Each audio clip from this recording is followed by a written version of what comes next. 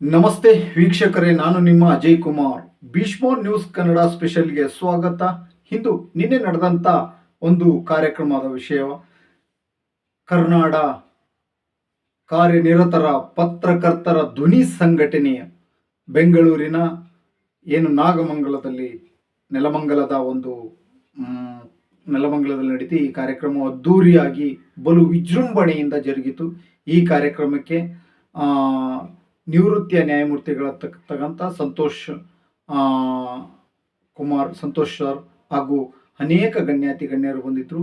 ಹಾಗೆ ಈ ಪತ್ರಕರ್ತರಿಗೆ ಸಿಗಬೇಕಾದಂಥ ಸವಲತ್ತುಗಳು ಸಿಗಲಿ ಅಂತೇಳಿ ಕೂಡ ಅವರು ತಮ್ಮ ಅಭಿಪ್ರಾಯ ಅನಿಸಿಕೆಗಳನ್ನು ರಾಜ್ಯಾಧ್ಯಕ್ಷರಾಗಿರ್ತಕ್ಕಂಥ ಬಂಗ್ಲೆ ಮಲ್ಲಿಕಾರ್ಜುನ್ ಅವರು ಈ ವಿಷಯವನ್ನು ಸಾರ್ವಜನಿಕವಾಗಿ ಹೇಳಿದರು. ಹಾಗೆ ಅವರಿಗೆ ಪ್ರತಿಯೊಬ್ಬ ಪತ್ರಕರ್ತರಿಗೂ ಇನ್ಶೂರೆನ್ಸ್ ಆಗಬೇಕು, ಹಾಗೆ ಪ್ರತಿಯೊಬ್ಬ ಪತ್ರಕರ್ತರಿಗೂ ಸಾರ್ವಜನಿಕ ಪಾಸ್ ಕೊಡಬೇಕು. ಯಾಕಂದರೆ ಬಸ್ ಪಾಸ್ ಕೊಟ್ಟರೆ ಓಡಾಡೋಕ್ಕೆ ಅನುಕೂಲ ಆಗುತ್ತೆ, ಅವರು ಕೂಡ ವರದಿಗಳನ್ನು ಮಾಡೋದಕ್ಕೆ ಅನುಕೂಲ ಆಗುತ್ತೆ.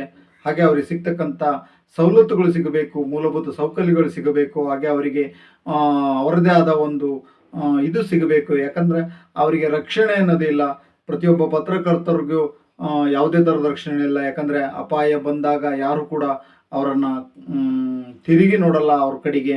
ಆಗಿದ್ದ ಮೇಲೆ ಅವರಿಗೆ ಸಾರ್ವಜನಿಕವಾಗಿ ಸತ್ಯದ ದರ್ಶನವನ್ನು ನಡೀತಕ್ಕಂಥ ಇಲಾಖೆಗಳಲ್ಲಿ ಆಗಿರ್ಬೋದು, ಸಾರ್ವಜನಿಕವಾಗಿ ಯಾವುದೇ ಇಲಾಖೆಗಳಲ್ಲಿ ಆಗಿರ್ಬೋದು ಅಥವಾ ಸಾರ್ವಜನಿಕವಾಗಿರ್ಬೋದು, ಎಲ್ಲ ವಿಷಯಗಳನ್ನು ಸಾರ್ವಜನಿಕರ ಮುಂದೆ ತಂದಿಡ್ತಕ್ಕಂಥ ಅಥವಾ ಸರ್ಕಾರದ ಗಮನಕ್ಕೆ ತರ್ತಕ್ಕಂಥ ಒಂದು ಮಾಧ್ಯಮ ಲೋಕದ ಈ ಪತ್ರಕರ್ತರಿಗೆ ಸ್ಥಾನಮಾನಗಳು ಸಿಗ್ತಾ ಇಲ್ಲ, ಅವರಿಗೆ ಸರಿಯಾದ ವ್ಯವಸ್ಥೆ ಇಲ್ಲ. ಯಾಕಂತಂದರೆ ಅವರಿಗೆ ರಕ್ಷಣೆ ಅನ್ನೋದೇ ಮೊದಲನೇದಾಗಿ ಇಲ್ಲ ಅನ್ನೋದನ್ನು ಅವರು ಬಂಗ್ಲೆ ಮಲ್ಲಿಕಾರ್ಜುನ್ ಸರ್ ಅವರು ಸಾರ್ವಜನಿಕವಾಗಿ ವಿರೋಧ ಪಕ್ಷದ ನಾಯಕರಾಗಿರ್ತಕ್ಕಂಥ ಛಲವಾದಿ ನಾರಾಯಣ್ ಸರ್ ಅವರಿಗೆ ಮನವಿಯನ್ನು ಕೂಡ ಮಾಡಿದರು. ಹಾಗೆ ನಿವೃತ್ತ ನ್ಯಾಯಾಧೀಶರಾಗಿರ್ತಕ್ಕಂಥ ಸಂತೋಷ್ ಅವ್ರಿಗೂ ಮನವಿಯನ್ನು ಮಾಡಿದರು.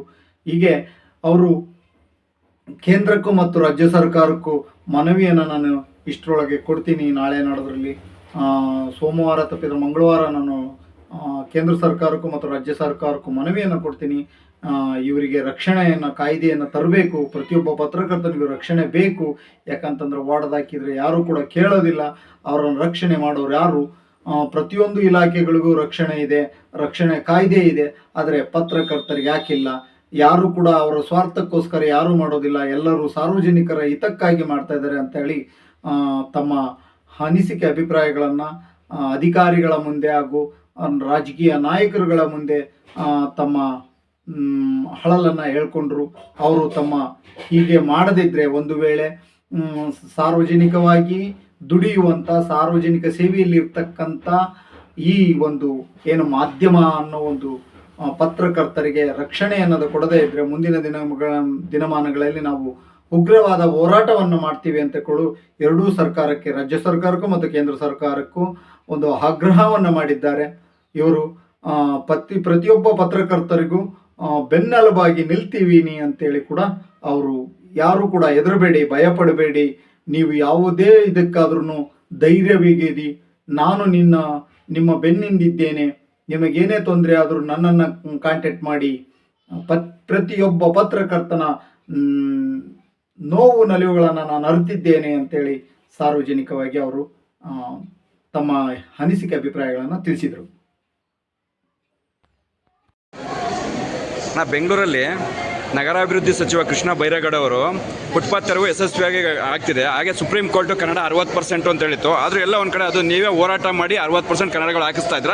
ಇದ್ರ ಬಗ್ಗೆ ನಗರಾಭಿವೃದ್ಧಿ ಸಚಿವಾದಂಥ ಕೃಷ್ಣ ಬೈರೇಗೌಡ ಅವರಿಗೆ ಏನು ಹೇಳಕ್ಕೆ ಹೇಳ್ತೀರಾ ಇದೇ ಸಮಯದಲ್ಲಿ? ಅವರು ಇನ್ನೂ ಕನ್ನಡಿಗರನ್ನ ಬೆಂಗಳೂರು ನಗರದಲ್ಲಿ ಅಭಿವೃದ್ಧಿ ಮಾಡಲಿಕ್ಕೆ ಯಾವ ರೀತಿ ಕೆಲಸ ಮಾಡಬೇಕಾಗುತ್ತೆ. ಇವತ್ತು ಕುಟುಂಬದಲ್ಲಿರುವಂಥ ಅನೇಕ ಅಂಗಡಿಗಳನ್ನು ನಿರ್ವಹಿಸ್ತಾ ಇದ್ದಾರೆ. ಅವರಿಗೆಲ್ಲ ಇರಲಿಕ್ಕೆ ಒಂದು ಅವಕಾಶವನ್ನು ಮಾಡಿ ಕೊಡಬೇಕು ಅನ್ನೋ ಒತ್ತಾಯವನ್ನು ಮಾಡ್ತಾರೆ.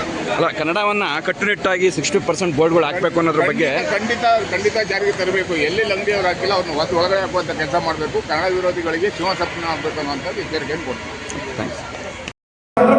ಪತ್ರಕರ್ತ ಒಬ್ಬ DC ಮುಖಾಂತರನೇ ಲಾಗಿನ್ ಆಗಿ ಅವ್ನ ಪತ್ರಕರ್ತಕ್ಕೆ ಅವ್ರ ಟೇಬಲ್ ಮೇಲೆ ಫೈಲ್ ಇರ್ತವೆ. ಕನಿಷ್ಠ ಆಲೋಚನೆ ಇಲ್ಲ ಈ ರೀತಿ ಯಾರೋ ಹೇಳ್ತಾರಂತ DC ಕುಣಿತಾರಂತಂದ್ರೆ DC ಅವರಿಗೆ ನಾನು ಮಾತಾಡಿ ಒಂದು ಲೆಟರ್ ಕೊಟ್ಟು ಎಂಡೋಸ್ಮೆಂಟ್ ತಗೊಂಡು ರಿಟ್ ಪೆಟಿಷನ್ ಹಾಕಿ ಹೈಕೋರ್ಟಿಗೆ ಕಳಿಸ್ತೀನಿ, ಉತ್ತರ ಕೊಡ್ಲಿ ಅವತ್ತು. ಯಾರು ಭಯ ಬೀಳೋದು ಬೇಡ ಅಂತ ಹೇಳ್ತಾ ಓಣಿಗೊಬ್ಬ ಹಂದಿಯಂತೆ ನಿಂದಕರಿದ್ದಾಗ ಮಾತ್ರ ನಾವು ಬೆಳೆಯಲು ಸಾಧ್ಯ ಅಂತ ಈ ಸಂದರ್ಭದಲ್ಲಿ ನಿಮಗೆ ಧೈರ್ಯ ನೀಡ್ತಾ ಇದ್ದೀನಿ.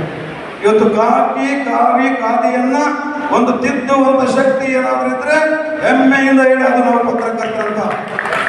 ಬಾಬಾ Saheb doctor BR Ambedkar sir ಅವರು ಹೇಳಿದ್ರು, ಭ್ರಷ್ಟಾಚಾರದಲ್ಲಿ ಮುಳುಗಿರುವ ಒಬ್ಬ ಪತ್ರಕರ್ತ 1000 ಭಯೋತ್ಪಾದಕರಿಗೆ ಸಮ. ನಿಜ, ನಾನು ಒಪ್ತೀನಿ. ಪತ್ರಕರ್ತರು ಭ್ರಷ್ಟಾಚಾರ ಆಗಕ್ಕೆ ಯಾರು ಕಾರಣ?